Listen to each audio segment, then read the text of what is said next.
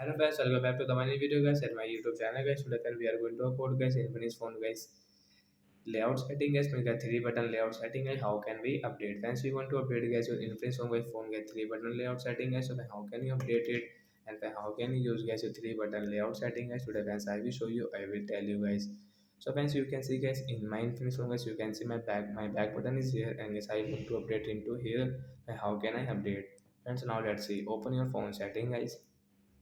After on phone setting guys, you can see the stuff setting in your Infinix phone device guys. So guys we will scroll it and friends you can see guys your phone system setting guys, tap here guys, system navigation guys, we will tap here guys. Then guys you can see more setting guys, tap here. Friends you can see your button layout setting. So friends you can see there are two button layout setting guys. First back button is here and guys second is there guys. I want here, so guys I will update here. And friends you can see guys I have this back button my right side, so I can back from my right side and I can use my Infinix phone easily. So like that guys, we can update guys our Infomobile phone with this phone button layout setting. So bye guys, thanks for watching the video.